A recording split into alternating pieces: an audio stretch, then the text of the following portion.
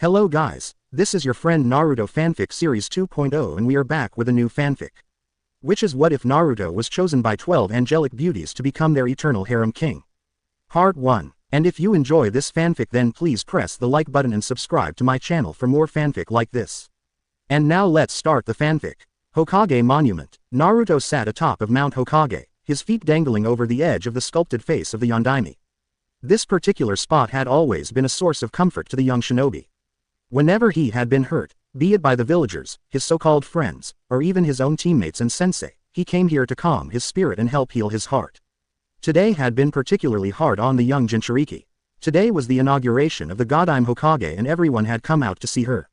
Tsunade had given Naruto a special gaze and a wink to signify that she indeed thanked him for all he had done for her. Naruto had proven himself to be a hero yet again. First, he proved it on his team's mission in Wave Country when he stood tall against Zabuza and Haku. Next, he had held off the dreaded Orochimaru in the Forest of Death in an attempt to save his teammates, only to have what little control he had crippled by a strange seal applied by the evil Sannin. Even after all that, he went on to defeat Kiba Inuzuka in fair combat, delivering some justice for himself and a dear friend. He then went on to swear vengeance and reap it against a genin that even Sasuke couldn't have beaten. Directly after that, Naruto fought toe-to-toe with and defeated his fellow demon container, Gaara. After recovering from both his injuries and from the loss of the Sandaime, he and Jiraiya, his new teacher, set out to find the Slug Princess Tsunade to become their next Hokage, during which, he mastered the Rasengan, a jutsu thought to have been lost with its creator, the Yondaime. With it, he helped to drive away Orochimaru and his assistant Kabuto and rescued Tsunade from herself. He had indeed accomplished more than even a small handful of shinobi could lay claim to over the duration of their careers in such a short time, but this meant little to the people he wanted acknowledgement from, like his teammates, sensei, and peers. They all still thought of him as a pathetic clown, not worth looking at or of even the most basic of courtesies and politeness. They knew nothing about him, but presumed to know everything. Even after his kunoichi teammate and longtime crush, Sakura, had been told that Naruto was the one who rescued her from Gaara, she still vehemently denied it and even took it out on Naruto himself, saying that he had no right to butt in on Sasuke's fight. She then hit him like she usually did, but this blow seemed to pierce his fragile heart, which brings us here to this hallowed ground. Unknown to anyone, even the Ichirakus, Iruka, and now Jiraiya, Tsunade and her assistant Shizune, who had become like family to him, knew about this spot's real significance, its real meaning to the young shinobi. Only Hana Inuzuka and the late Sandaime, who cast a special genjutsu over it to help Naruto protect it, knew about it. It was a series of seals that generated the illusion, operated by Blood Seal that was keyed to only open for Naruto himself. Hana called it the Garden of Tears. Naruto reflected on this hauntingly beautiful name as he gazes off slightly to the right. The secluded part of the monument held a small patch of flowers that were all underneath a small sakura tree. Under this tree in this beautiful patch of flowers, there stood 12 markers with 12 names on them. Each one held a vast array of both happy and painful memories attached to them as he looked over to the first marker, which had the name, Yuki, engraved on it. Flashback. He remembered the day he first saw her when he was merely 7 years old. He had wandered into the Forest of Death after evading a hostile crowd that chased him in there, but lacked the nerve to pursue him any further. He ventured further and further into the dangerous area until he was attacked by a wild beast that lived there. Just before he was dinner, another creature snagged him and dragged him up into the upper canopy of the forest, where it was slightly safer. Naruto opened his eyes and saw that a massive white snake had coiled around him, looking at him with curiosity. Hey, how's it going? He chuckled out nervously. The snake seemed to study him closely, its tongue flicking over him and getting his scent. The snake then took off with him through the trees at a rapid clip and delivered him to an area outside of the forest. Naruto was in shock. This snake was different from the other animals in that whacked-out forest. The very next day, he wandered inside again and managed to find it lounging in the sun. He approached the snake carefully and let her get his scent. After she did, she coiled around him gently and cuddled him, much to his amusement and joy. She became a friend to him. He gave her the name Yuki, due to her beautiful snow-white scales. His happiness wasn't meant to last, as the Chunin exams were now in progress. He was still inside the forest when a team of shinobi happened upon him and attacked him. Yuki came to his rescue and shielded him from a fire jutsu, but it cost her her life. Naruto had somehow managed to get her over to his favorite spot and buried her, placing her marker at the base of a cherry tree. Flashback end. He missed her very much, even thought they were together for such a short amount of time. It was one of the reasons why he hated fire jutsu and Sasuke's almost exclusive use of them. His gaze wandered to another marker, this one marked, Ran. Another flashback. Naruto was given a pet to help him cope with how lonely he was all the time, a small goldfish that he named Ran, after a water lily that he saw earlier and that the fish had the same color. He put her into a bowl and kept her close to his bedside as he poured out his heart and soul to her. "Ah, it's not like you can really understand me, but if I just pretend that you can, it makes everything not hurt so much." He confided in her one day as he left to go and grab some fish food for her. Unfortunately, he was always subject to angry people coming into his small apartment and raiding it. They found Ran's fishbowl and got a nasty idea. They poured massive amounts of salt into the water, strangling and killing Ran. When Naruto returned with her food, his heart broke. He put her in a small wooden box that he scavenged from a flower shop and buried her at his special place. "So you can still listen to me," he whispered as he carried himself home. End. Those small one-sided conversations may have made him look like a loon, but they meant the world to the lonely boy. He found that his memories just couldn't be suppressed as his gaze fell upon a third maker, marked, Ayumi. Again, you know the drill. During a New Year's festival that he managed to sneak into, he won a ring toss game and won a prize, a small turtle. Upon thinking of a name for his new companion, he just watched her plod around in a bowl he filled with half sand and water. Finally, it came to the 8-year-old. "Aha, Ayumi-chan," he declared as he paraded around his small apartment, holding him new friend aloft proudly. He brought her wherever he could, even to the academy. There, she served as a focus for him, helping him concentrate and actually do better for a short time.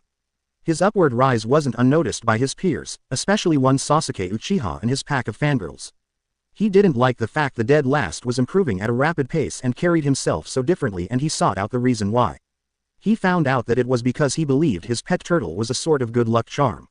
As a malicious prank, he waited until classes were over and tripped Naruto outside of the classroom, causing him to drop Ayumi on the floor. Sasuke was quick to snatch her away and dangled the helpless turtle in front of Naruto's face. "What's the matter, Dobi?" he mocked as he flung the small turtle to the ground, expecting a splat, but her hard shell prevented what he wanted. In a fit of rage, he stomped on her, crushing her and killing her before Naruto's eyes. They all stayed just long enough to get a look at the despair on his face as they laughed at and taunted him. Naruto scraped up what was left of her and managed to cut class long enough to head out to what was becoming a small private graveyard that was coming to be known as the Garden of Tears. There, he buried her next to the others that had brought him brief periods of joy and happiness. Iruka saw what had happened and allowed him to cut class, just this once. The loss of a close friend was devastating, and to the boy who had no one, he would never be quite the same again. End. Ayumi was a good companion. She made him feel more normal. He'd still never forgiven Sasuke or Sakura for that to this day. Once again, he was dragged back into his vault of memories as his eyes unconsciously fell upon the next marker, Tamami. Here we go again. While wandering the streets one night in the rain, Naruto heard a meow coming from an alleyway. His natural curiosity getting to him, he went to investigate. After a moment of searching, he found the source of the noise, a small cat. The kitten walked up to him and brushed against his leg, asking to be picked up. Naruto obliged and took her home with him after he saw that she had no collar. On the way home, he was thinking of a name as he passed a jewelry store. Then, he looked into her eyes and saw that they were a beautiful teal color. He stopped and looked at the window display and saw a jewel of the same color, then it hit him. The perfect name for her. Tamami. Yeah, come on, Tamami-chan, we're going home, Naruto crowed as they marched off to his apartment. Over the next few weeks, the cat had become completely comfortable around the blonde boy as he constantly talked to her as if she were human, laughing and playing with her. She wound up following him everywhere, even to the academy. During his lunch breaks, he'd always be seen with her sitting on his lap, purring in contentment. Sadly, one day as he was on his way to school, he was running a bit late, so Tamami was running to catch up with him since he was rather fast for a human. A horse-drawn cart that barely missed him had run over her. She died almost instantly. In following with a sad tradition that was developing with all of his pets thus far, he buried her lovingly in the Garden of Tears. End. Again, another friend. Gone. I wish you were still with me, he thought sadly as he couldn't stop himself from looking at the next marker, Midori. Man, more to go. Naruto's apartment had just been trashed again and he was still in the process of repairing and repainting it when he heard a small clatter from inside his apartment one night. He got up from his bed, wielding a kunai that Sarutobi had given to him, and searched out the cause of the noise. Hearing it again, he dashed into his kitchen, where his paint cans were, to find that they were knocked over and saw small paw prints of green paint leading up to his fridge. Peering inside, he saw a small tanuki, covered in green paint, eating some leftover noodles. Instead of getting angry, He almost laughed himself sick. He had too much of a heart to kick the small creature out, so he made a makeshift bed for her and cleaned her up. He noted that she was surprisingly calm about the whole thing. When he was finally finished, he saw that she had a spot of green paint on her coat that would not come off, but it gave him an inspiration for a name. It's time for bed. Nay, Midori-chan. He winked at the tanuki, who seemed pleased to stay with him as it crawled under his covers. Naruto sighed. I guess you can sleep in the bed for tonight. I just gave you a bath, after all. Again, Naruto had a companion that helped him stave off his loneliness, and again the villagers were angry with this development. Midori was a highly curious and adventurous little tanuki who would go wherever he went. She also had a habit of trying to snag a nibble of whatever Naruto was eating, too. That habit became her doom. A couple of merchants that wanted Naruto gone pretty badly had gotten hold of a particularly nasty pathogen and shadowed him to the Ichiraku ramen stand. Once there, they distracted the stand owners and Naruto, dumping the poison into his food. Midori snagged a bite of pork while Naruto got one too, but they both immediately fell ill. Chuki and Ayame wasted no time in taking them to the hospital and alerted the Sandame, who forced them to work on Naruto and fetch an Inuzuka vet to help out Midori. Luckily for Naruto, a perk of having the Kyuubi sealed inside of him was that he had an insane immune system and an inhuman resistance to any and all poisons. This virulent poison was no match for it. Midori, on the other hand, she didn't have his strength. As he got over the effects of the poison, he rushed out of the hospital and over to the vet clinic. There he was met with a friendly Inuzuka named Hana who was trying to treat Midori, but she had some terrible news for him. Naruto-kun, I'm sorry, she didn't make it, the vet informed him sadly. Naruto moved past her without a word and scooped her body up. The Sandame put a hand on his shoulder and the two flickered away to his special place and lifted the genjutsu that protected it. Then, Naruto gave her a silent funeral, Sarutobi performing a small Doden jutsu that opened a small hole in the ground and buried her gently. From there, the old Hokage brought the heartbroken boy home. And, again, Midori held a very special place in his heart, as did the others. He later went back to the vet clinic and thanked Hana for what she tried to do for Midori from the bottom of his heart. As he left, she sighed as her heart went out to him. Truly, the gods seem to hate this innocent boy. I didn't think that they could be this cruel. She mused sadly as he left, but he overheard her. There were more deaths of his beloved friends, more sad and heart-shredding separations. There was Nana, a puppy he found and took in. Ruru, a small frog that had hopped into his apartment one rainy day. Mika, a rabbit that he freed from a trap and nursed back to health. Momo, a small monkey that became attached to him during a small hike. Tsubasa, a parakeet that had hurt its wing and he helped heal it. Kurumi, a hamster that had escaped from someone's cage but stayed with him for some odd reason. But the one that hit him the hardest was fairly recent and made him hate most of his classmates, especially Sasuke and Kiba, driving him to the very brink of hating the village as a whole. Akane, sometimes, I can still feel you with me. Naruto cried inwardly, a few tears making their way down his face. If all of this happened to you, you'd start to question if there was a god, too. It was in the summer before his final year in the academy and he was training near his special spot on Mount Hokage when he heard a whine coming from a bush near where he was resting after a grueling training session. Upon further inspection, he found that it was a young fox that was making the sounds and its front leg was injured. Shish, hey, I won't hurt you. He tried to soothe the young vixen as he tried to reach out to her, but she was distrustful of humans. She clamped down on his hand, but Naruto didn't jerk away. It hurt, because she had some really sharp teeth, but he held firm and held back his pain. See, I promise I won't hurt you and I never break a promise. She told the golden-coated vixen. She could see that he truly meant no harm, for she relented and let go. Feeling a tad guilty, she licked the wound she gave him to make him feel better. He responded by tearing off a piece of his shirt and soaked it with his drinking water, wrapping it around her wound. He then stood up and went to sit on top of the Yondaimi's head to rest a bit. She followed him out there and sat beside him, nudging him slightly to announce her presence. They felt a sort of connection to each other that transcended all, just like with all of his other companions. Beautiful sunset, ain't it? He asked, getting a yip in reply. She could feel that something was different about this human, like he was more fox than human with his scent. His scent and feel were both warm and inviting. She just couldn't tear herself away as he patted her on the head lightly and scratched just behind her ears, causing her to move closer. You know, I need to think of a name for you. Mine's Naruto, Naruto Uzumaki. He introduced himself as he continued to think of a name while looking into the sunset. It was breathtaking. It was a symphony of starlit hues on a grand backdrop and it was while he thought of the perfect name for her. Akane, of the Scarlet Clouds. A beautiful name, nay, he said aloud, grinning at her with a sidelong glance. From that moment on, they were inseparable. Her presence seemed to agitate the villagers even more than usual, but he didn't care and neither did she. She followed him everywhere and Iruka even allowed him to bring her to the academy as a nin animal. Many of the faculty members were outraged by this, but the Hokage silenced them quickly. Iruka had his own reasons for allowing it. He knew all too well the kind of life Naruto had led, and he needed all the friends he could get, even if they weren't human. The vixen seemed to be a calming influence on him, as the pranks stopped and he quieted down. He was finally starting to recover from his heartbreak from all those previous tragedies that seemed to follow him around. The villagers took his change as a sign that he was gearing up for something big and sought to stop him before something happened. They couldn't do anything to him without bringing the Hokage down upon them, so they got their children to do their dirty work for them.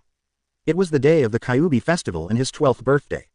He had long since stopped desiring a big birthday party thrown for him with lots of presents like he'd seen with all of the other kids. Now, he just wanted to be left in peace. This night, however, proved that the village was determined to never allow him a moment's peace or a shred of happiness. He had gotten a message to come to a party at the academy. He figured that it couldn't hurt to check it out, but he also let his guard down. He arrived at the school with Akane right behind him. It was dark and no one was around. "I don't like this, Akane-chan. Let's go," he told her, but they turned to leave too late as he felt a blow hit him from behind. The last thing he heard before he lost consciousness was the sound of a pain-filled yelp from Akane. He woke up to being slapped across the face by someone whose face was shrouded by the dark. He opened up an eye to see people standing around him, mostly adults, but with kids his age around. He could tell who two of these people were. One had eyes that were an onyx black and the other had a dog perched atop his head, and both had stances that screamed of arrogance. Sasuke Tem, Kiba Tem. What the hell is going on here? Where's Akane-chan? He thought frantically. Where's Akane-chan? What did you do to her? Naruto snarled at them, only making them smirk. That little fox bitch, I'll turn it into a pelt and wipe my with it. I'll give it back to you, of course. Maybe this will teach you your place, Dobi. Kiba laughed in his face as Sasuke stabbed her with a kunai right in her chest, killing her slowly. The last thing she saw was Naruto screaming frantically for them to stop and calling for help.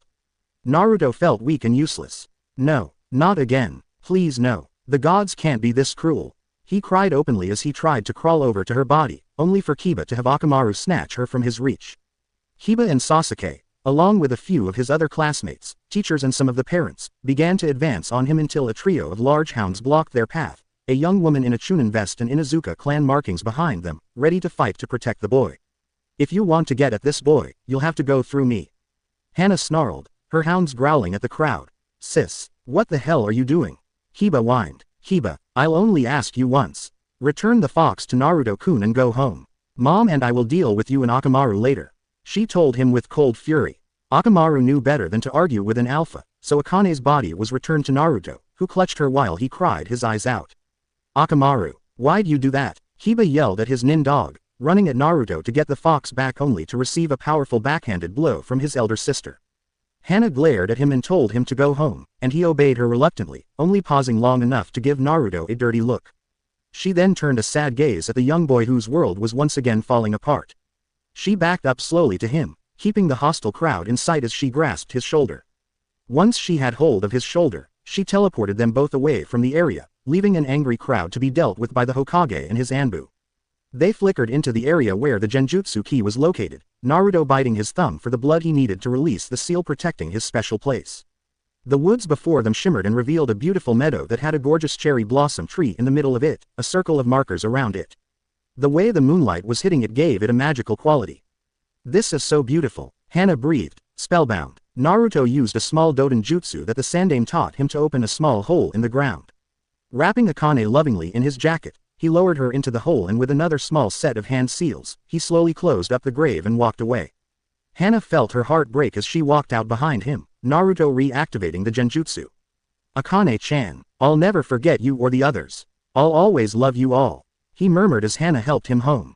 "Man, I feel depressed." A few tears came unbidden as he stood up. This trip usually made him feel better, but he wasn't. If anything, he was now angry. He stood and said a silent prayer as he walked away. He looked up to the sky, wondering if his beloved friends saw all that he had accomplished and if they would be proud of him.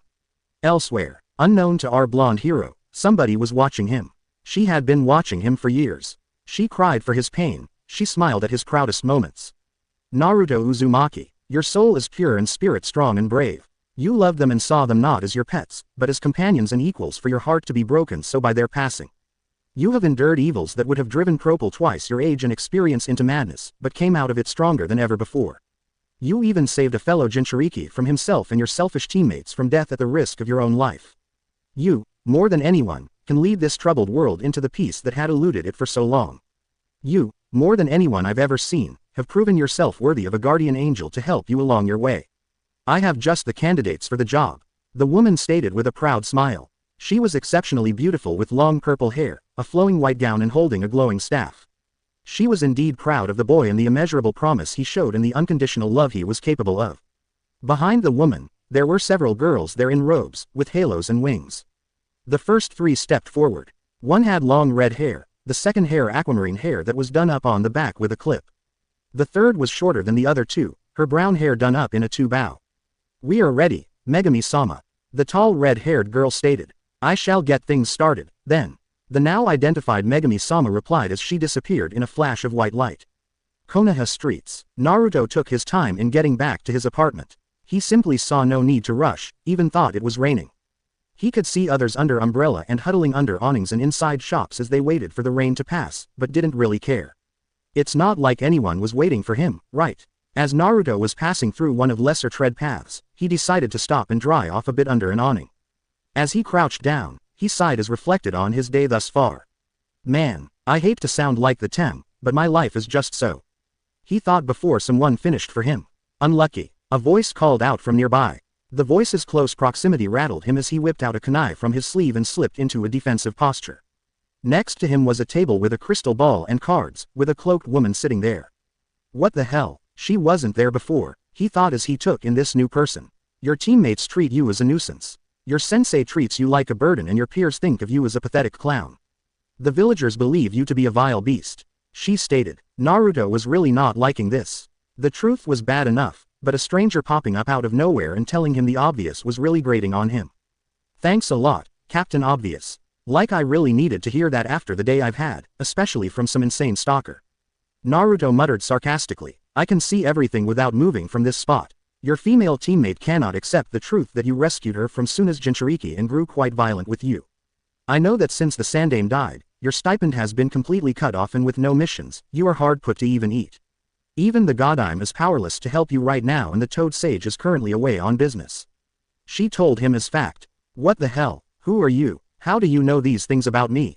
Naruto demanded. This wasn't funny in the first place, but now his hackles were beginning to rise. Something was very wrong here. Your life has been harsh and sad. She told him suddenly, snapping him out of his anger, but back into his depression. The woman saw this. She drew a card from the table and held it up. But, things will change. Luck will come, she declared. Luck, right, and tomorrow I'll be Hokage. He retorted and shook his head. He turned to run off, but the woman managed to slip a scroll into his pocket. It glowed with a blue light for only a brief moment. She held up the card she had been handling and flipped it over to reveal an angel. From now on, Naruto-kun, luck will come to you. She said as she vanished in a flash of light, leaving no trace of her ever being there. Naruto's apartment complex. Naruto had been roof hopping across town as the rain let up, enabling him to pick up the pace in getting home to dry off and maybe take a bath if the plumbing was still working. Nearby he saw Tora the cat, escaping from another genin team. He quickly snatched the cat and hid it in his jacket. The team that was tracking him passed them by and he felt that it was safe for him to go. The cat gave him a grateful meow as he scampered off, Naruto doing the same. Naruto finally reached his apartment and removed his wet jacket and sandals, plopping down in his room as he thought of what had happened that day. He quickly decided to take a bath to warm up, so he stripped down and hopped in. Thankfully, the water was warm. Luck, huh, like that'll ever happen, he muttered as he relaxed into his bath. As he relaxed, the scroll that had been slipped into his pocket fell out and unfurled on his floor. A circular pattern, lined with 12 different colors and lines from each leading into a small central circle and a central diamond design appeared on it. The seal began to glow with a gentle blue light, which was getting stronger by the second. Naruto yawned as he stepped out of the tub with a towel around his waist, rummaging through his fridge for something to drink. He found a bottle of water and took a quick tug on it, putting it back and was about to head back into his room, but the light to the common area was on. That's weird, I thought I turned that off. He wondered aloud as he palmed a kunai and tread cautiously toward the front of the house to see what was going on. Once he got there, he was greeted by the sight of 3 girls around and near his age. The first had long red hair that was done up in a very loose ponytail and had red eyes. The second had bluish-green hair that was done up in the back. The way it was done reminded him of that psycho exam proctor. The third had light brown hair with her bands framing her face, her hair done up in bow on each side. Her face oddly reminded him faintly of a hamster. "Hi there," the green-haired girl greeted cheerfully. "Good evening, Nano," the shorter brown-haired girl greeted him in the same manner. "I'm sorry, we arrived while you were bathing." The taller redhead apologized, bowing slightly, but showed some cleavage, making him flush brightly. "Oh, what's up?" Naruto replied, scratching the back of his head sheepishly before realizing what was happening. "Whoa, hold up a sec, what the hell are you doing in here? Who the hell are you?" Naruto yelled. The girls sat and stared at him for a moment before they huddled together. This must be such a shock for him. The redhead told the others. "I don't blame him. That's natural for this kind of situation." The green-haired girl agreed. "He looks so familiar. I just don't know why." The brown-haired girl. You're right. He looks familiar to me, too." The redhead replied. "Me too. This is weird." The green-haired girl added. "Excuse me, I'm still here." Naruto deadpanned. The 3 girls turned and faced him again. The middle girl performed a 3-fingered bow, very formal. "How do you do? My name is Ran." She introduced herself. "My name's Tsubasa." "Hi there," Tsubasa said with a wink. "I'm Kurumi, Nano," she greeted, but her stomach rumbled. "I wish you something sweet, though," she moaned. Naruto looked like he was about to blow a fuse trying to figure this out. "Wait, who are you all? Come on, joke's over," he said. Ran fielded this question. "Well, we're guardian angels. We've been sent by the goddess to bring you good luck," she explained to him. "Well, now that we explained who we are, don't you think you should introduce yourself?" Tsubasa requested. The frankness of the request caught him off guard, but he answered her nonetheless. "My name's Naruto Uzumaki," he introduced himself. "What do you do for a living? Where are your parents?" Tsubasa asked. "Well, I'm a shinobi and I'm an orphan," he replied. The look on his face made Tsubasa regret asking that question. "Do you have girlfriend?" Kurumi asked. "No, what girl in her right mind would want anything to do with me?" was the curt reply. All 3 winced at the acid in his tone. They looked the 13-year-old shinobi over carefully. "I don't see why they wouldn't. You're kinda cute," Tsubasa told him.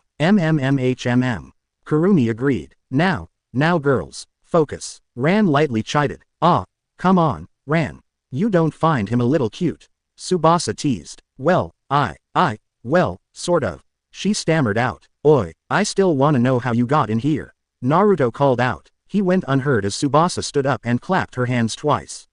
"All right now, let's get started." "Started on what?" Naruto asked warily. "Why, helping you of course." Ran answered with a smile. "We'll start by cleaning this room," she added, taking in the lived-in condition of his apartment. The girls quickly divided the tasks. Tsubasa offered to clean the room up. Kurumi left to take care of the laundry and Ran announced that she would cook dinner. All 3 of them, at the same time, puffed into smoke, and when it cleared, they all had on aprons and bandanas in their hair.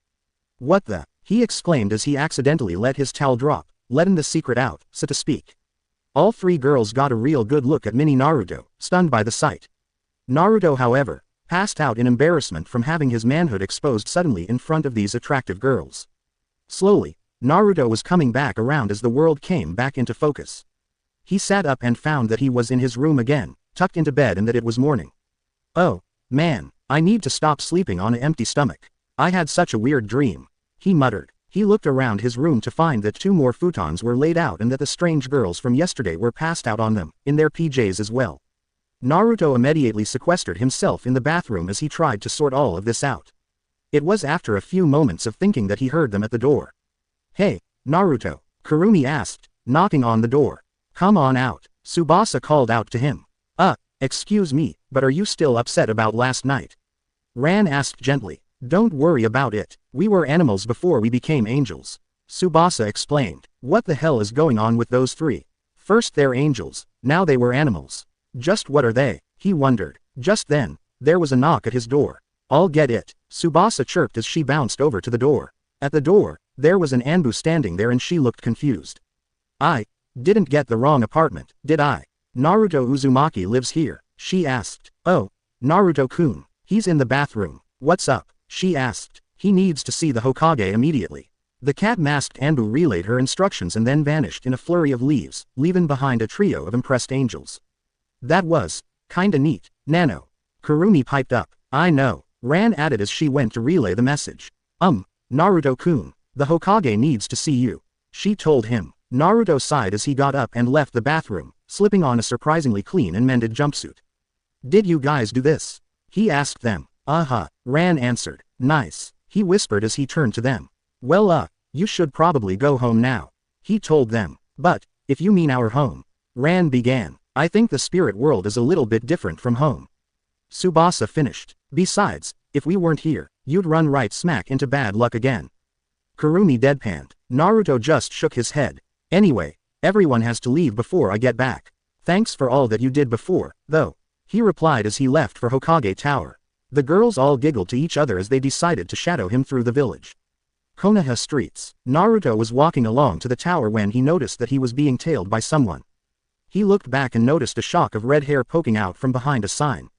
He groaned out, frustrated. He decided to lose them, so he leapt onto the rooftops and continued form there. Whoa, he's pretty fast, Tsubasa remarked. Now how are we gonna follow him? Kurumi whined. Ran scanned the skyline and spotted a tall tower at the center of the village with the kanji for fire on it. That has to be where he's headed. Let's go, she told them as they took off for the tower as well. Naruto passed by a bridge that spanned a small creek as the girls made to follow him, but stopped to catch their breath. Man, he's really fast, Tsubasa commented in between gasps of air. He sure lost us pretty fast. Kurumi added. If only he could dump his bad luck just as quickly. Tsubasa said as she looked back at Ran only to find that she was petrified with fear. Ran, what's wrong, Nano? Kurumi asked. Something about the way she was swaying wasn't right. Ran slumped to her knees and her head drooped. I'm afraid of water, she admitted. Tsubasa was about to ask why, but the answer hit her quickly. It's because of your past life, isn't it? She asked gently. Ran simply nodded her head in acknowledgement. What were you in your past life? Tsubasa asked again, looking for more pieces to the puzzle. I was a goldfish, Ran told them silently, but they were unable to hear her. What? We couldn't hear you, Nano. Kurumi asked. A goldfish, she repeated louder this time. What? They asked at the same time, puzzled. Ran continued on to explain. One day, while my master was out, some mean people came into his room and poured salt into my bowl. I didn't even get to say goodbye to my master. He would talk and talk with me, even though I couldn't reply to him. I loved him so much. Ran explained to them, but Tsubasa stopped her. Don't try to remember anymore, Ran. He sounds like a wonderful master, like mine was. She replied. Ran shook off her fear and set herself straight again. I'm fine now, thank you. That's okay, Nano. I'm glad I'm not the only one. Kurumi confided with a smile. Hey, me, too, Tsubasa added. The three girls caught their breath and continued on to the tower. Finally, Kurumi caught sight of their errant ward climbing the steps up to the Hokage's office. There's Naruto, Nano, Kurumi exclaimed, pointing him out. Come on, girls, let's go. Ran rallied them as she and Kurumi ran onward. Tsubasa had hung back for a moment to stare nervously at how the staircase that lead up to the Hokage's office wrapped around the outside of the building. Tsubasa, come on, let's go. Ran shouted from the other side of the bridge. Tsubasa reluctantly followed them. Hokage Tower. Naruto walked up to the door to Tsunade's office and pushed it open in his usual manner. Oi, Ba-chan, what's up? Naruto asked of his leader and fellow blonde. It's useless to reprimand him for something he's been doing for years. She sighed in defeat as she addressed the young genin. Naruto, listen, I've been kind of worried about you lately. Kakashi tells me that you constantly give your team the cold shoulder, especially Sasuke and Sakura. This just isn't like you. Is there something wrong, kiddo? The confused woman asked of him with honest concern. Naruto grimaced at the mention of his so-called team. They were the last people he wanted to talk about, but he couldn't give her the same treatment. He relented and told her, I guess I'm just tired. I mean, I'm always doing all of the work on that team, but they treat me like a disease. I even brought you back to heal the Tem and Tem Sensei, but they still don't believe me. Do you remember what I told you on our way back to the village? Naruto replied with a question of his own. Tsunade sighed once again as she remembered what she'd both heard and seen. She tailed Team 7 one day and saw what Naruto was talking about. They treated him like a burden, even though he almost always handled things himself. Ever since she took up the office and from old files, every client outside of the village had a glowing opinion of the young blonde. Her old friend Joriki, boss of the Wasabi clan from Port Dagarashi, had nothing but praise for the boy, admitting that he would be watching his career with great interest. Suna expressed interest in him due to how he defeated and changed their Jinchuriki from a cold-blooded monster to a calm and caring person. The countries of Wave and Snow declared him a national hero, with Wave naming their bridge after him and Princess Koyuki of Snow requesting to buy him from Konoha to be her personal bodyguard for an absurd amount of money, but she had to decline. He was Konoha's ace in the hole against any enemy Jinchuriki as well as the Yondaime's legacy. Also, even if she wouldn't admit to it, she didn't want him to leave because she would miss him too much, leaving an empty gap in her life once again. He truly is one of the most underappreciated people I've ever met. The dead last, top rookie and kunoichi combo has been a real curse. I should really consider changing that around. She mused as she replied to Naruto's question. Yes, I do remember that. I wish there was something I could do about it, but since you didn't make Chunin and there aren't any available slots open on the other teams, my hands are tied. Just hang in there, kiddo. With how you performed at the last exams, you're a shoo-in to get promoted next time. Tsunade comforted, but there was still something bothering him. She'd known him long enough, as well as paid attention to his habits, to know when something was wrong. Just as Naruto was making to leave, Tsunade stopped him again. Naru-chan, wait, she called out, using a private name reserved only for him. Hi, he asked, there's something else, isn't there? You can tell me, she told him. He knew he could confide in her, Shizune and surprisingly Jiraiya about anything, which was why they knew so much about him in the first place. Well, yeah, there is, you see, he started as he explained the past 24 hours in great detail. Tsunade was confused, I guess would be the best way to put it. These three unknown girls who just showed up out of the blue without the Anbu or anyone else finding them first, but instead of any hostile or malicious actions, they clean his apartment, do his laundry, and cook dinner. Man, when this brat gets lucky, he gets lucky. There was no halfway with this kid. Damn, I really need to drag this kid to a casino with me. Damn that Shizune, that's not a good example to set for Naruto-chan. Screw that, he gets worse from that old pervert Jiraiya. She thought, Naruto wasn't lacking in adult guidance. It was just the actual good, wholesome guidance he was lacking. His primary sensei was one of the biggest, most incorrigible perverts the world has ever and will ever see. Shizune was the biggest worrywart Tsunade had ever known. An ulcer and a breakdown is only the beginning of her problems. Then there's Tsunade herself, one of the worst winos and gamblers in shinobi history. Oh yeah, real good role models. Before we get too far off track, let's get back to the issue at hand. Well, this doesn't sound too bad. Tsunade mused aloud, it's freaky. They came out of nowhere and claimed that they're freaking angels or animals, or some crap like that. He yelled, although he had to admit that they were pretty cute and they did share some of the same names as some of his beloved pets. Wait, what? They also said they were angels and animals. It can't be, he thought as he zoned out. Hey, kiddo, you in there? The beautiful blonde asked as she shook his shoulder. She knew from the haunted look in his eyes there was more to it than just that. Yeah, I'm here, Naruto answered shakily, confirming her suspicions. Are you sure that's everything, Naru-chan? You know you can tell me anything. She told him softly and comfortingly. It was at times like this he viewed the beautiful Sannin as his mother, a figure in his life that he desperately needed. He finally broke down and told her about his past, something that only Hana Inuzuka and old Sarutobi himself knew the whole story about. She was happy that he trusted her enough to open himself up to her like this, but she was also enraged that the village just couldn't let this boy be. Even worse, they took it out on defenseless animals, the only friends that Naruto's ever known. To do this to him and those poor animals was truly monstrous. Even Sakura, who had come to her begging for training, had a hand in this. Now, her chances of an apprenticeship had gone up in smoke. No way in hell am I taking that little bitch on as a student. Someone who would do such a thing doesn't deserve to learn my secrets. She seethed with anger. The mighty Sannin found herself shedding a few tears at his tale.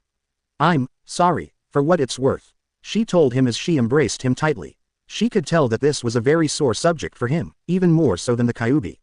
He was also stuck on a team with two of the murderers of his friends. She now understood why he distrusted them so much and why he wanted to leave the team so badly. Even his crush on the pink-haired girl was a farce. He was cordial and nice to them, but beyond that, she couldn't blame him for not wanting to associate with them. It's all right, Tsunade-chan. Listen, if you have the time, I'll take you there and introduce you to my friends. He told her with a sad smile. She nodded her head as she stood up and placed her hand on his shoulder, flickering them to where his true friends rest in peace, the Garden of Tears. On the other side of the door, the three girls heard everything and were stunned. Were they indeed serving the master that showed them such loving care all those years ago? They had to know, so they bolted out of the tower, bound for Hokage Monument.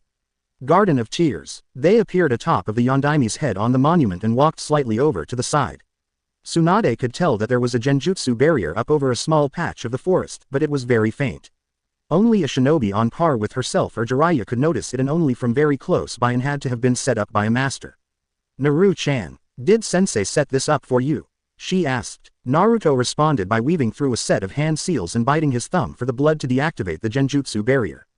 The tree line shimmered and faded away to reveal the most beautiful meadow Tsunade had ever seen. Around the central cherry blossom tree, she saw the 12 markers with the names of his loved ones inscribed on them, grave markers. Hey guys, it's me again. I just wanted to introduce someone special. Her name is Tsunade and she's become like a mother to me, and I just wanted her to meet you all. He said aloud to the 12 markers. She could almost feel as if something was watching them, something intangible and spiritual about this place. To the boy she'd come to know and love, this was hallowed ground, a sort of holy place and refuge for him. It was this place that knows of his entire life, all of his fears, worries, and joys. He was even more broken than she ever was, but this remarkable boy was so strong. Not for the first time, she felt truly proud of him. Behind them, the 3 angels were huffing and puffing from their run up the mountain to catch up to them. They finally made it up the mountain as Kurumi followed his scent over to the special place. The view took their breath away, and from a distance, they spotted the markers that bore their names. Tsunade noticed them coming up from behind and whipped around quickly. Who are you? What are you doing here? She demanded. You 3 again. I thought I told you to go home. Naruto said, his bangs shadowing his eyes. But, we aren't lying to you, Nano. We can prove it, Kurumi exclaimed as she and the other 2 stood by their graves and began to glow, their angelic robes shimmering into existence. Naruto and Tsunade were stunned and floored by what they were seeing. She knew that this was no genjutsu or trick, as she felt no chakra. This was real. Master, don't you remember me? I'm Kurumi, the hamster. You found me after I escaped from my cage and took me in. I loved you so much, Nano. She told him happily, touched that he still remembered them all so fondly. I'm Tsubasa, the parakeet. I hurt my wing, but you took such good care of me. She told him of herself, opening up the floodgates of his memories even more. And I am Ran, the goldfish. You won me at a festival and would always talk with me, even though I couldn't reply. You also took such good care of me and I missed you so much. She told him, tears in their eyes. Naruto stood ramrod straight. It is them. They came back. Please Kami, let this be true. I missed them all so much. He thought, his eyes screwed shut as he tried and failed to stop his tears from flowing freely as they rushed in to embrace him. He hoped that this wasn't all just a dream, that he wouldn't just wake up alone again, like so many wonderful dreams had ended. Are you really back? To stay with me? He asked, his voice small and light. Yes, we are. We've come home to you, Master. We will never leave your side again. Ran answered him as she and her sister angels embraced him with their own arms for the first time. With all of the stress finally falling away from him, he succumbed to sleep on the spot. He hadn't had a good night's rest in many years, maybe this would finally help him recover. Tsunade sat off to the side, smiling. That boy has a lot of positive karma that needed repaying somehow, and I guess that this is a start. If he believes them, that's good enough for me, she surmised as she stood up and walked over to the group. The girls didn't know who she was, as she wasn't in their master's life yet when they died. Ma'am, who are you? Ran asked. She could guess that she was special to her master somehow. If she wasn't, then she wouldn't be here. My name is Tsunade and I am the leader of this village, the Godime Hokage. She answered with a easy grin. What are you to master, anyhow? Tsubasa asked, cutting right to the point. This woman was indeed beautiful, but a bit too old for her master in her opinion. I am his Hokage, leader, and commander. But, she paused, getting in closer to the 3 girls. Don't tell anyone this, but I see him as a son. The child I never had the chance to have, but always wanted. She explained to them. It all made perfect sense once the blonde woman finished her explanation of her relationship with the boy. During the conversation, Tsubasa noticed that she said Godime Hokage. When she and the other angels were alive, they remembered a kindly old man being the Hokage, the Sandaime Hokage. Sarutobi-sensei was my teacher when I was Naru-chan's age, and he was the Sandaime Hokage up until the invasion a couple of months ago. You see, he fought with and was killed by a traitor named Orochimaru, but managed to repel him and his forces. Naru-chan and my old teammate, Jiraiya, were sent out to find me and ask me to become the next Hokage. Tsunade said as she told them about when she first met their master, the bet that was made, the fight with Orochimaru, and finally, their return to the village. All three girls only knew what went on in his life up to when they died, which was when Naruto was still very young. Now, this newer Naruto was like a hero out of a storybook. A hero in every sense of the word. They were filled with an even deeper sense of pride in him, but one thing still bothered them. What was it that made the people in this village hate him so much, save for only a small handful of people? Tsunade-san, why do people seem to hate him so much? He's a wonderful person, Ran asked, speaking for the other two angels who nodded to the affirmative. No, that is his secret to tell, not mine. Sorry, girls, the beautiful Hokage told them with a sad smile. The girls looked like they were going to protest, but a glance from Ran made them back down. We understand. This secret must be very painful if he doesn't want to speak of it to anyone.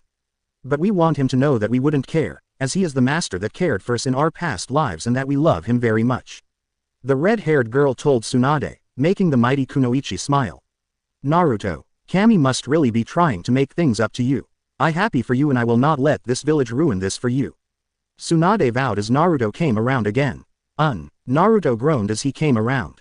He looked around and saw the three girls. You were real. He cheered as he stood up again. It was starting to get dark out as Tsunade needed to get back to her office and finish some paperwork. Naruto noticed that she was pressed for time and asked why she didn't use Kage Bunshin to do the work. Tsunade's mood lightened considerably as she cheerily flickered all of them to her office, made the clones and instructed them about the paperwork, and decided to call it a night, the group bound for Ichiraku Ramen to get some dinner. Along the way, Naruto let out a relieved sigh. Things were finally looking up. Something told him that things were going to be just fine. Ichiraku Ramen. Tsunade and her party appeared in a flurry of leaves in front of the ramen stand, surprising many of the people around them that the Hokage herself and three unknown yet cute girls were with the Kyuubi child, with Tsunade placing her hand on his shoulder as they walked into the stand. As he lifted the curtain, Tsuki Ichiraku and his daughter Ayame turned around to greet their customers when she saw two familiar heads of blonde hair. Hey there, Naruto-kun, Tsunade-sama. Strange weather lately, huh? She greeted and referred to the rain that seemed to come out of nowhere the previous day and how today it looked like it never rained. Yeah, tell me about it. I got caught out in it while training. Naruto grumbled. Ayame was about to take their orders when she noticed that they weren't alone. Oh, who are your new friends, Naruto-kun? Girlfriends, maybe. Ayame teased her pseudo-little brother. What? Ayame Onekin. Naruto yelled in embarrassment, much to the amusement of Tsunade and the girls, who took it upon themselves to make their own introductions. I am Ran. Pleased to meet you, Ayame-san. Ran said pleasantly. Hey there, I'm Tsubasa. The aqua-green-haired girl greeted happily. I'm Kurumi. Where's that wonderful smell coming from, Nano? The hamster-like girl chirped, sniffing the air intently. Ayame chuckled lightly. I'm Ayame Ichiraku and that's my dad in the back. We run and own this stand and Naruto-kun here has been our best customer for years. So, what'll your orders be? She asked. Tonkatsu ramen for me, Tsunade ordered. Miso pork, Naruto chirped.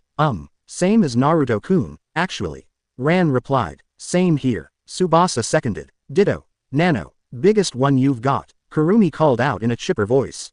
Alrightly then, Dad, 1 tonkatsu and 4 miso pork. Ayame yelled into the kitchen. Soon the orders were ready and the ramen was brought out by Tsuki, who introduced himself to Naruto's new friends. So, these pretty young ladies are friends of yours, Naruto. I knew you had potential, kiddo. Tsuki barked with laughter, clapping the boy he considered a nephew on the back. Naruto blushed heavily at the thought of any one of them being his girlfriend. An identical blush on the girls showed that they weren't averse to the idea, either. His normal, active personality fit Tsubasa like a glove, his appetite could match Kurumi's, and he was prone to bashful moments, similar to Ran. The rest of the meal passed with more conversation and Tsunade explaining the situation in the village since much had changed since they had transmigrated. They were sad to hear that the kind old man that was the Hokage had passed away, but Tsunade was proving to be very accommodating. Ever since old Sarutobi died and since she found that he was her godson, she had been holding on to his inheritance, or what was left of it after the council taxed the heart and soul out of it. The house, a sizable fortune, Minato's and Kushina's libraries, and some information on the Uzumaki remained. Most of the furniture from within the home had been taken as memorabilia, as had the pictures of the former occupants. All that remained was sealed within a large scroll that sat next to the forbidden scroll with a blood seal upon it so that only the current Hokage and Naruto himself could open it. It was the only way to safeguard what lit he had left. The time had come to give him the house. No better time like the present. Tsunade mused. Say, Naru-chan, since these girls are here to stay, where will they stay? Your small apartment can barely house you alone, let alone 3 more people. She asked him. Naruto paused at the mention of living conditions. He truly hadn't thought about that. Damn, Ba-chan has a good point. That little shack is barely big enough for me as it is and I can't make the girls cram themselves in there. Sigh, I'll just have to pull in more D ranks using my clones to raise more money for a bigger apartment. The diminutive blonde shinobi thought to himself. Tsunade, who prided herself on being one of the only people that was able to tell what Naruto was really thinking, could tell what he was worried about. He felt that he would need to work at least 4 times harder than he already does. He practically carries his team and nearly trains himself into a coma daily. The poor kid would work himself to death if I let him, not that his team or sensei would really care. I don't know where he thinks he'd find the energy to pull in more missions to finance a new apartment, but I won't let him do this alone. It's time he got another part of his inheritance. He's more than earned it. Tsunade mused. He really did deserve more than what he got in life thus far, especially since the council, in all of their infinite wisdom, decided to cut off his stipend in the interest of drawing funds to rebuild the village. She checked the register on a hunch and discovered that his stipend was the only one cut off. I already know what you're thinking, Naru-chan. I already found you a good place next to my own and before you worry about the payment for it, you'll just do some extra work for me in the office from time to time, I'll pay the rent, and we'll consider it an even exchange. That way, we'll both hold our heads up and you can think of it as extra training to become Hokage. She proposed. She knew he wouldn't accept it willy-nilly. His work ethic wouldn't allow him to without earning it somehow. The Sandame had him doing errands for him to earn his stipend and he knew more about that office than she even would. Thanks, Tsunade-kasen. He thanked her, whispering the final part so that only she could hear him. She was happy to hear him refer to her as Mama Tsunade. It beat the hell out of Grandma, even though it was a front. The group then paid for their tabs, or tried. Chuki wouldn't hear of it, explaining that since he brought in some new customers, their meal was on the house tonight. Tsunade then took Naruto by the place that she told him about. The boy was in awe of the sheer size of the place, since the place he'd been diving in was so small and cramped. He was so excited that he began to jump and dance around like he used to, making Tsunade smile. Thank you, Tsunade-kachen. He cheered as he wrapped her in a tight hug that left her gasping for breath as he bolted off for home. Kushina-chan, I really love your little boy, like he was my very own.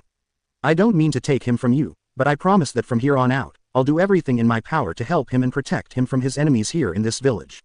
Tsunade vowed as she locked up and left for home for the night. Naruto's apartment complex. Naruto bolted into the apartment to tell the girls the good news to find another girl there. She had auburn hair that is done in a manner that reminded him of a cat's ears, and she had teal eyes that hid behind glasses. She was arguing with the other 3 girls over something when she noticed him walk through the door. Almost as if she teleported, she tackled him with a loving embrace. Master Naruto, I missed you, she cried as she nuzzled her cheek against his, again strangely similar to a cat. Wah, who, when, was all the surprised blonde could get out until Tsubasa answered him. Well, the goddess decided that we weren't enough, so she sent Tamami here to assist us. The bird girl said sourly, folding her arms akimbo with a slight scowl. Ran and Kurumi didn't look too happy, either, with how affectionate Tamami was being. Wait, Tamami, she's back. Naruto caught her name and remembered her. I missed you too, Tamami-chan. He told the cat girl as he embraced her back. So, what did Miss Tsunade want to talk to you about? Ran asked, garnering a smile from him. She wanted to show me an actual house near where she and Shizune-chan live. In exchange for doing some extra work in her office, she'll give us the house fair and square. He yelled in excitement, the other girls gasping in surprise. You mean, a bigger house? That's wonderful. Tsubasa cheered. Yeah, she's so nice, Nano. Kurumi chimed in. This will solve our lodging problem in one go. I really need to meet her and say thank you. Tamami added. So, when do we move in? Ran asked. Next week. Let's get packing. He cheered until a knock at the door.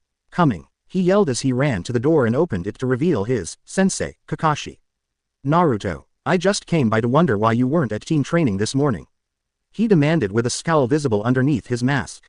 I was with Tsunade-bachan this morning. She had something she wanted to talk to me about.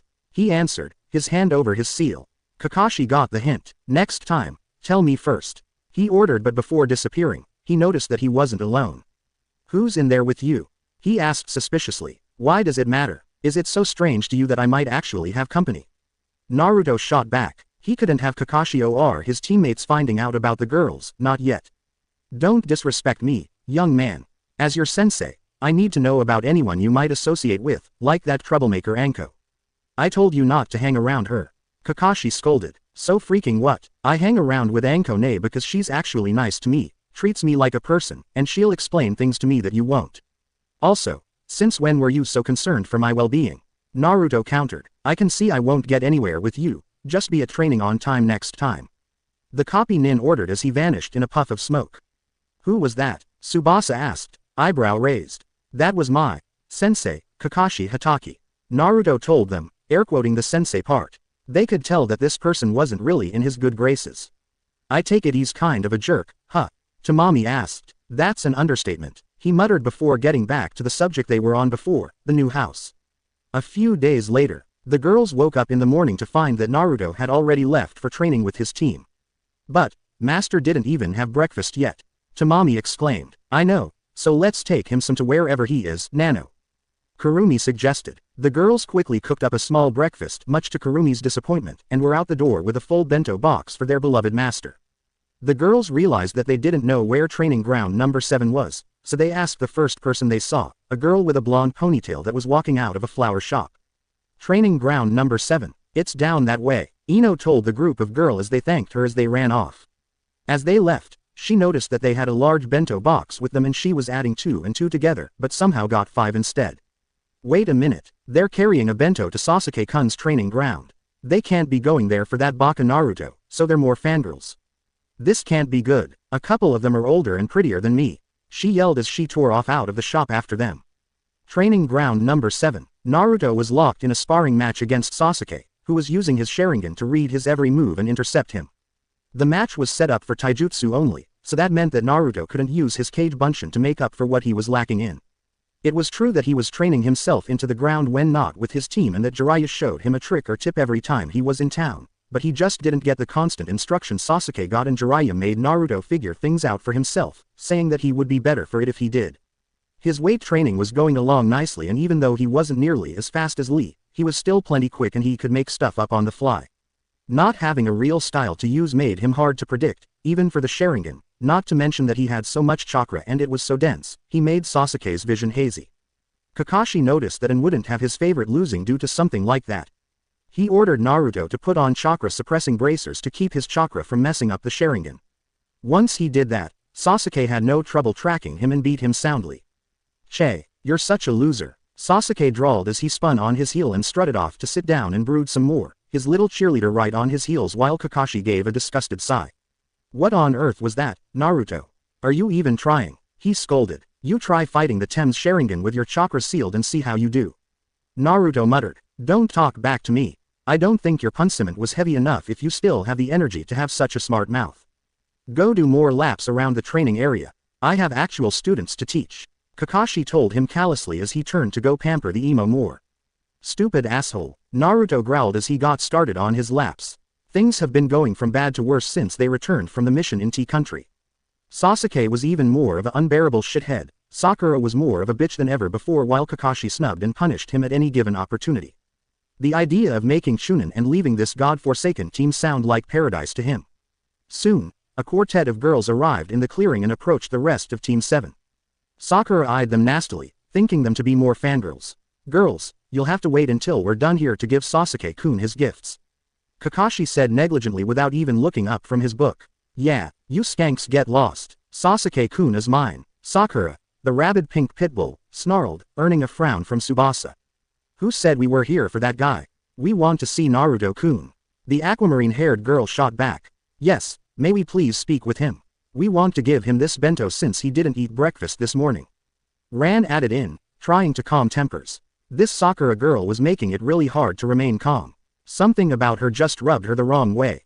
PSH, who would want anything to do with that loser? Sasuke scoffed. A loser, huh, would a loser have saved your butt countless times? Tamami retorted. The other girls told her of Naruto's latest missions and of his feats and bravery.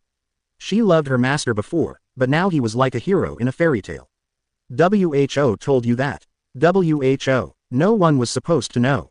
Sasuke snarled as he glared death at the girl, his dirty secret out in the open. Tsubasa pulled Tamami behind her to protect her from anything Sasuke may try.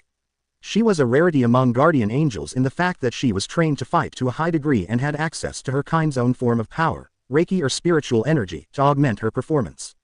The goddess wanted to make sure that the girls wouldn't be helpless down there, so all of them were at least proficient at fighting hand to hand in addition to their own spells, but a few actually specialized in it and she was one of them. Sasuke snarled at the girl who blocked her path. Move. No, she is my sister, so I won't let you touch her. Besides, she's right. Naruto-kun is more than you could ever hope to be. Tsubasa shot back as she assumed her unarmed combat form, which was crane-style kung fu. How dare you insult Sasuke-kun? Sakura screeched as she threw herself at Tsubasa. She swooped in low and swept the pink-haired, horribly offensive joke of a kunoichi off of her feet and finished her with a palm strike to her solar plexus, knocking the wind from her and incapacitating her easily all in one solid and fluid movement. She took Sakura out with ease. This girl is more than she seems. On top of that, she knows Naruto and addresses him in a familiar manner. Kakashi thought as he continued to watch. Sasuke took the opportunity to launch a sneak attack and nailed her in the back with a roundhouse kick, knocking her unconscious with a bleeding head injury as he advanced on her. He picked her up by the collar and cocked his fist back to finish her off, but an orange blur sent him flying back into a tree. I knew you were a coward, but this is going too far. Naruto snarled as wisps of crimson were beginning to be seen around him. The bracers that Kakashi had slapped on him were actually burning away to nothing as a wave of malevolent anger swept over the offending party. Naruto was now setting the downed girl down gently while Ran worked on her injuries. Take care of her, Naruto asked of Ran. I'll do whatever I can, Naruto-kun. Ran answered. Ran was another type of angel. She was a medic and healer more than a combatant. Naruto, what do you think you're doing? Kakashi demanded harshly. Protecting a friend, something you and these two jerks wouldn't understand. Naruto shot back at him. Stand down and stop using that. Thing's power right now, he ordered. Shut up, Hatake. I was trained to use this power by my real sensei. He was the one that taught me the Rasengan. Naruto growled at him as he turned to the girls. Kakashi took a moment to process that information. Only one person could have taught him that. Jiraiya, he thought. He is not your sensei, I am. Stop wasting Jiraiya-sama's time and I will not have you tarnishing the memory of the Yondaime with you using his jutsu. I forbid you from ever using it again.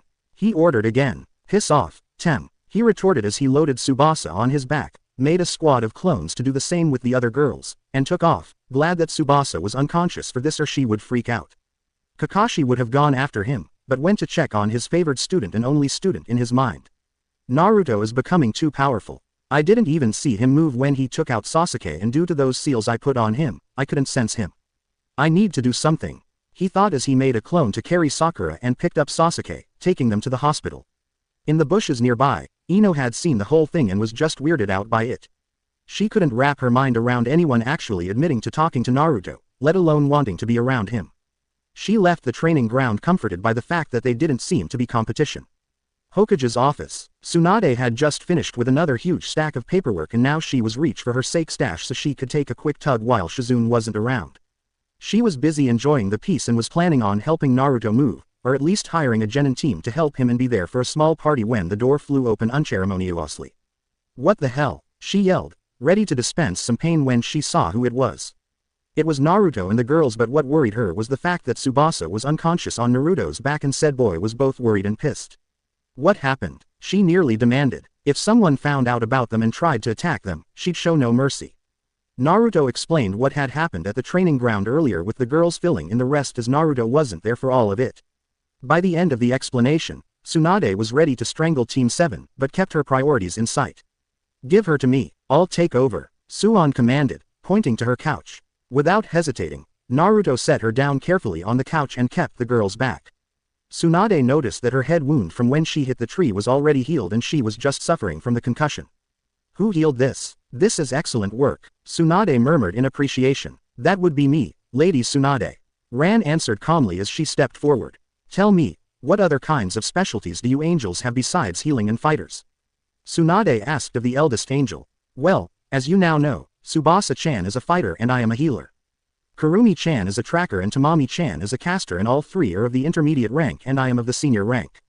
Angels climb in rank according to ability and their age. However, it is possible for a young angel to advance to the senior rank early if she the goddess believes she is ready. Ran replied. This goddess, she's your leader, right? Naruto asked. Yes, she is the goddess of the animal spirits and the guardian angels, Nano. She was the one that gave us the chance to return to you, Naruto-kun. She told us that she had been watching your life since the day you were born and decided that you earned the right to have us return to him since you cared for us more than life itself. Kurumi said, fielding the response this time. Tsunade processed this new information as they awaited the feisty bird girl's reawakening. They aren't so helpless after all. That's very good for Naruto. I actually kind of proud of this girl for taking that Haruno girl to the cleaners like she did. I sounds like she might be at least hygienic with her fighting if she took Pinky apart so easily and doesn't play around if she did it so quickly. This girl, Ran, sounds like the kind of girl I could take as my apprentice. She has the talent, a kind and nurturing nature, and the drive to learn. However, can they use chakra? She wondered. For the healing that you used. Did you use chakra to heal her? Tsunade requested again. No, we angels come from a spiritual realm and as such, we use spiritual energies, or Reiki. We use it the same way that you use chakra, I believe. Ran answered. That would make sense. Then I can teach you, after all. Tsunade smirked at the crimson-haired girl. Teach me, why and what? Ran asked, puzzled. My girl, I'm not only the Hokage because I'm strong but I'm also a medic, possibly the best in the world, and I've been looking for another apprentice for some time now. My assistant, Shizune, was my first student, but she can hold her own now and she's nearly as good as me.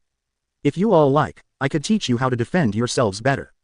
Tsunade offered. The girls were all stunned. From what they learned of the woman before them, she was a legendary kunoichi and healer, and she was offering to help teach them the skills they needed to survive in this harsh, unforgiving world and to better help their master. However, they felt that they needed to defer to their master for permission. I don't mind at all. That'll be kinda cool. Ba-chan's really tough and she cleaned my clock with only a flick of her fingers. Naruto told them with a wide grin, unashamed that she beat him so easily. Good. Now, when Naruto helps me around the office, you all can come and we'll do the training then, okay? The blonde Hokage instructed. Hi, Tsunade-sensei. The three conscious girls chimed enthusiastically, rousing their sister from her concussion. Yuage, what hit me? Tsubasa asked groggily. A cowardly Tem, that's who. Naruto fumed as he remembered Sasuke's little sneak attack. That jerk. Just wait till I see him again. Tsubasa growled, nursing a small goose egg on her head while she visualized the various ways she could educate said jerk on why attacking her was a bad idea. She was looking around at everyone else and got curious. What did I miss? She asked, to which the rest of the girls filled her in on what Suand asked. Tsubasa knew that the woman was strong, but wanted to see for herself what she could do. She was always more of a, put your money where your mouth is, type of person. Tsunade just chuckled and picked up a small bar of solid steel and bent it like it was made of wax. Next, she dragged them all outside of the tower and punched the ground, making them all fall on their asses in the crater she made herself. Wow, I believe you now, Tsubasa said in a vacant tone, much to Tsunade's amusement. I kind of like this girl, she thought as she stretched her back again, showing off her impressive figure unintentionally, making the girls eye their own chests with a sigh. Ha ha, don't worry, you girls still have time to grow. She chuckled good-naturedly, easing their embarrassment. Naruto was a little lost in what they were talking about and asked what was so funny. The response he got from his pseudo mother figure made him blush from his toes to the very tips of his wild blonde hair. Oh my, I didn't know you were such a pervert, Naru-chan. Maybe Jiraiya's beginning to rub off on you. She teased the boy, who vehemently denied it in a heartbeat. And no, I am not like that raging pervert. Naruto defended, jutting out his chin in defiance, causing the Lady Hokage to let out a big belly laugh and the girls to giggle. Tsunade enjoyed moments like this, when she could just forget about having to be the Hokage and just be herself. She loved sharing it with the very people who knew the real her and still loved her for it, like Jiraiya, Naruto, and Shizune. They were her family, and now these girls were being inducted into their small family. It all wound down as they found themselves back inside her office and were preparing to go home when Kakashi and the rest of Team 7 entered the office. What do you want? Tsunade asked in annoyance. Lady Suand, I am tired of Naruto constantly and openly disrespecting my authority. He went out and sought training from Jiraiya without my permission and learned a dangerous jutsu from him that I feel he is too immature to wield. Now, he brought his little friends over to team practice today and that one pointing at Tsubasa maliciously beat up Sakura Haruno without provocation. Kakashi informed the Hokage, who was unmoved by his little speech. Yeah, that green-haired freak insulted Sasuke-kun and sucker-punched me. I don't know why anyone would like that annoying baka or even stick up for him when Sasuke-kun is around. Sakura screeched. Really, is that so, Haruno?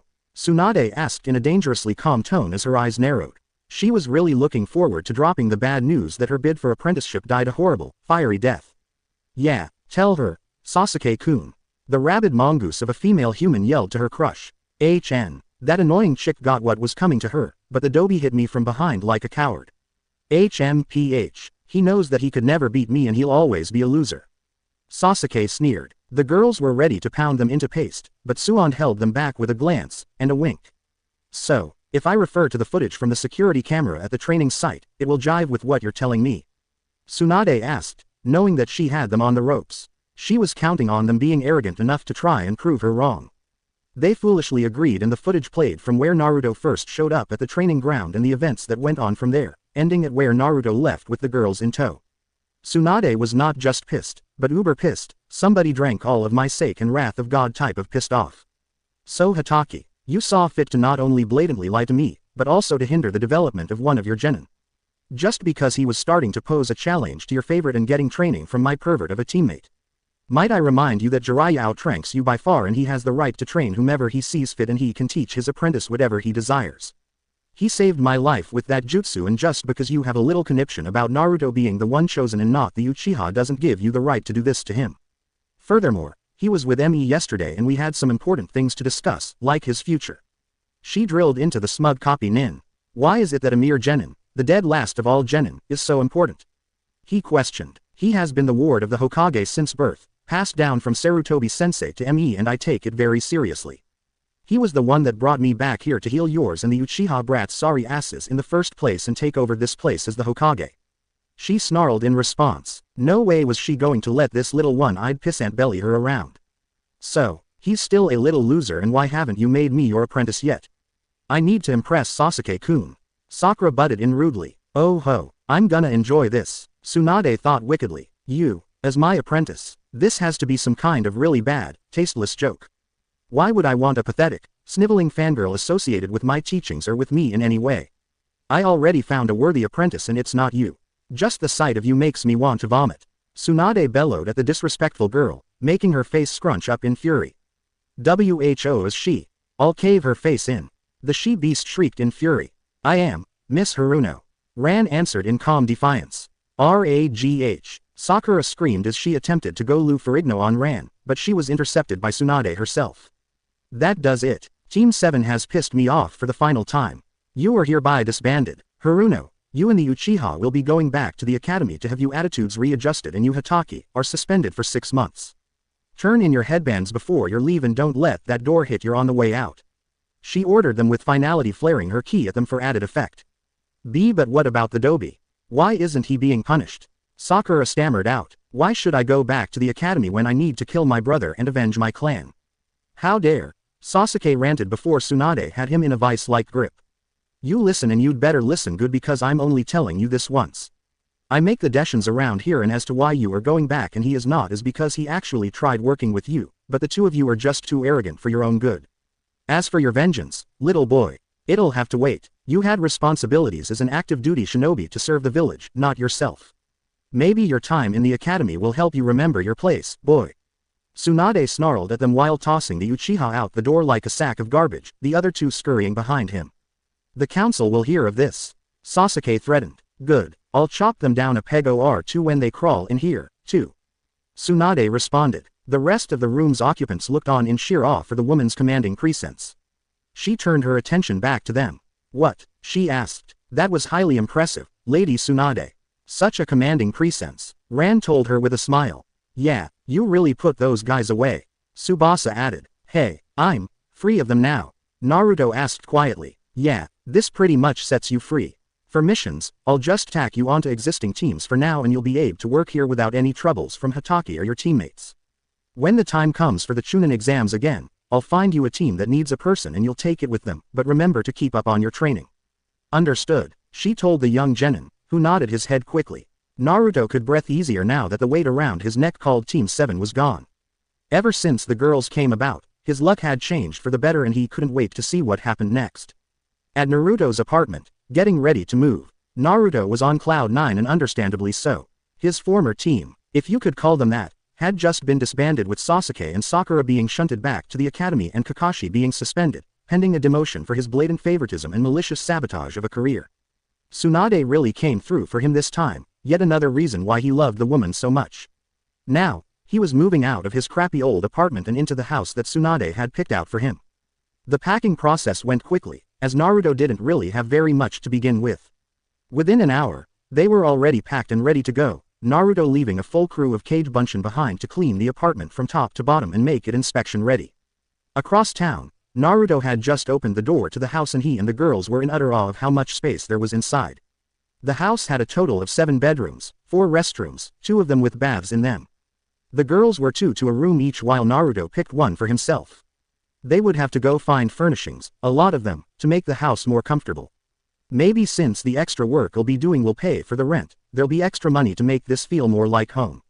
He thought as he felt his clone's disparies, letting him know that the old apartment was as clean as it could possibly get. Hell, it probably looked 10 times better than most of the other unit in that rinky-dink, podunk complex. That bastard landlord will still find something to bitch about. Naruto grumbled as he unpacked all of his clothes and looked around his room more. He noticed that his room alone was almost the size of his apartment. The same held true for the other rooms in the house, since the house itself was more like a mansion. Man, I must have done something right in a past life, he muttered, referring to his change in luck recently.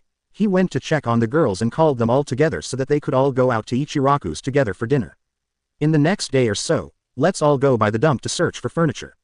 That's where I got most of my stuff, Naruto told the girls, who agreed. That makes good financial sense, master. If it's still serviceable and free, then we'll have found some really good bargains. Tamami noted, being financially minded and savvy. But what about day-to-day expenses? Ran asked. Well, I bet we could find jobs to help out master. Those ninja missions are hard and some of them sound dangerous. We can't let master shoulder all of that strain alone. Tsubasa replied, receiving nods in return. Elsewhere, on a mountaintop not terribly far from Konoha, 3 figures were gathered around a hole that held an egg-like stone inside of it. This stone had the emblem of a dragon on it and it seemed to be bursting with power. The 3 figures around it were looking down at it with all seriousness. The first had on black robes with the kanji for Genbu, glasses, and his long, black hair tied up. The second was tallest by at least a head, had long silver hair that fell over one of his eyes, and was robed in red with the kanji for Suzaku. The last was by far the shortest and had wild platinum blonde hair that was tipped with black, robed in white with the kanji for Byako. Storm clouds were brewing all around them as the wind whipped at their robes, lightning crashing down nearby. Finally, we found it. The tallest one said, yes, now we can get our revenge on all of the humans for what they did to us animals. They had the nerve to seal the great spirits away inside of themselves to gain power. The shortest snarled, patience, brothers, we must awaken our big brother at the right time. For right now we must find this Naruto Uzumaki, and free the Kyuubi no Kitsune which has been sealed within him. Then, we can look for the other great animal spirits, kill their containers, and use them to restore our full powers. The middle told the others, who complied with his orders. In a flash of light, the 3 of them vanished as they looked for their target.